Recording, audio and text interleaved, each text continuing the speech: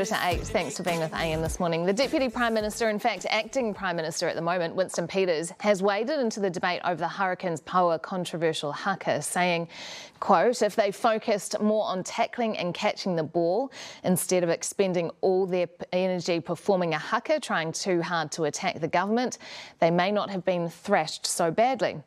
The Super Rugby Aupiki team CEO says he's open to apologising to the government for changing the reo of the Haka, translating to reference puppets of this redneck government. Labour leader Chris Hipkins joins us for his weekly chat this morning. Good morning. Good morning. Where do you stand on politics in sport and when they come together? I think really it's a matter for the sporting codes and the sports teams to make their own judgments. I mean, we live in a democracy. I support free speech. I support people being able to say things that I disagree with or that current government might disagree with, and that includes people who are engaged in sport. There are plenty of sports personalities I can think of who have expressed opinions in my time in politics that I've disagreed with. They're still entitled to do that. It's a free democracy, but whether or not they should do so as a team, that's really a decision for the sporting codes themselves to determine. Okay, so if they had made this decision as a team and everybody was on board with it, you wouldn't have had any issue with that? Like I said, it would be a question for the sporting codes themselves. It's not something that, I think if we're saying that we want, politics kept out of sport, then politicians intervening in sports teams isn't really going to help with that, is it? So I think it's just really a question for the sports teams themselves.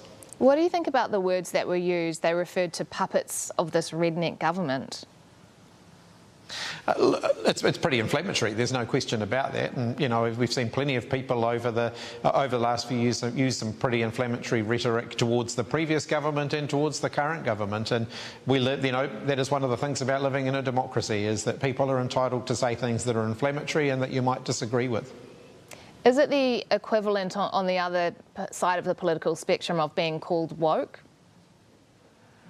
Oh, look, I mean, as previous minister responsible for COVID-19, I sat in my office whilst there were people out front of Parliament with a noose hanging in a tree with my name on it.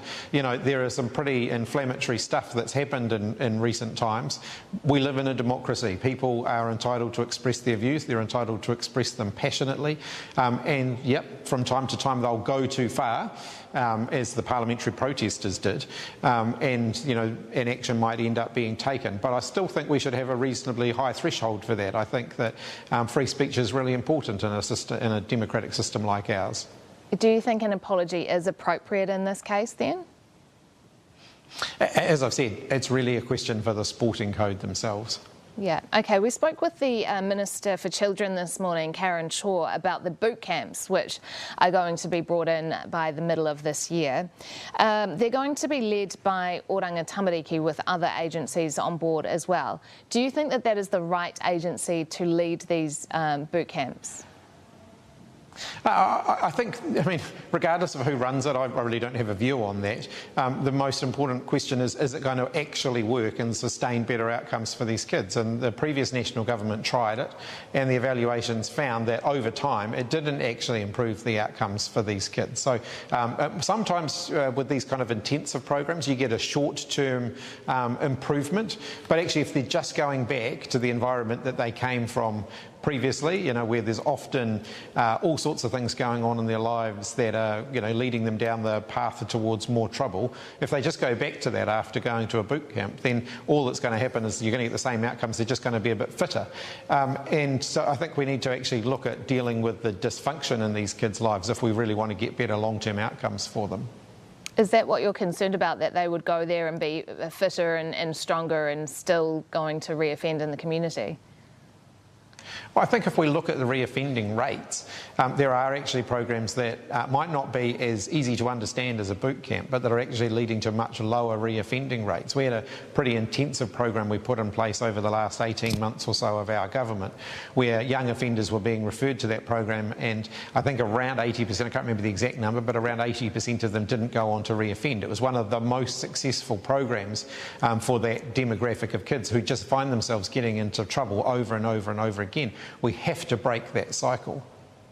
Another initiative or another story, I guess, involving children at the moment is school stand-downs. So stand-downs for a maximum of 5 days for students who have either committed assault or they've been caught vaping or smoking. Now, the highest number of students who are being stood down is actually for assault. Does that concern you, that is what is going on in our schools? We know, I mean, from looking at these things over 30 or 40 years, that these things do tend to go in cycles, and we're certainly right at the crest of one of those waves at the moment, and that is concerning. It's putting schools under a lot of pressure. I think some of the post-pandemic stress within the community has been contributing to that. Some of the, the time kids spent away from school because of lockdowns and other things will be contributing to that. But actually, if you look at the overall trend, yes, while it goes up and down, the overall trend line is probably pointing up over the last 30 or 40 years.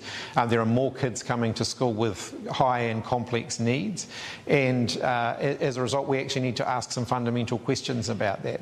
30 to 40 years in New Zealand of growing inequality is putting schools under a lot of pressure. Schools are being asked to compensate for that a lot, and behavioural issues amongst the students are only one of the ways that schools are having to confront that reality.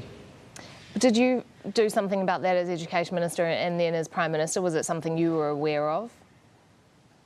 Absolutely. I mean, the money that we put into extra learning support for the kids who have more intensive learning needs, we did a lot. There was still more work to be done. The introduction of the free and healthy school lunches program, which now has an axe hanging over it as a result of David Seymour being put in charge of it. Actually, these things make a difference. Kids who are not hungry are less likely to be acting up in the classroom, and almost every teacher and school principal will tell you that. So there's a lot to be done. There are no quick fixes here. As a country, we actually do need to get serious about the fact that child poverty, despite our best efforts, is still not where we need it to be. We've still got far too many kids in New Zealand living in poverty, and that has an impact on what schools face. Is it fair, though, to say that there is an axe hanging over the school lunches program? I mean, they're just reviewing it, aren't they? Because there is, from anecdotal evidence from people who write into our show, actually a lot of wastage that does go on in terms of those school lunches. And so a review is looking at ways in which that wastage wouldn't happen. It would be directed to the kids who actually do need it. Let's be clear what that report says. The most recent estimate of wasted food from the Free and Healthy Lunches program is about 6%. 6%. Now, as a parent who makes the school lunchbox on a regular basis for my own children, if the school lunchbox comes back with 94% of the food eaten, that's a pretty good day. The reality is when you're dealing with providing food to kids, there will be a bit of food waste involved in that. Kids can be picky eaters. But feeding kids who are not otherwise being fed is one of the best things we can do to help them not just with their educational journey but in life.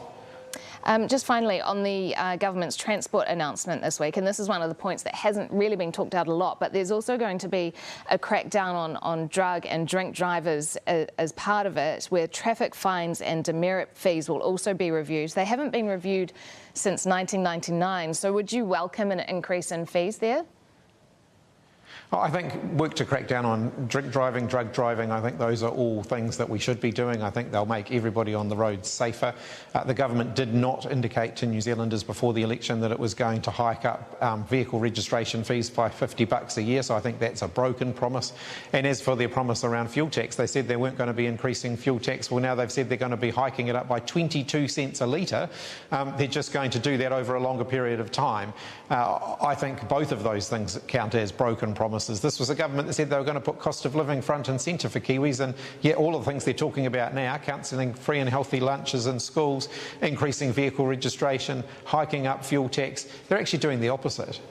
Labour leader Chris Hipkins, thank you so much for your time this morning.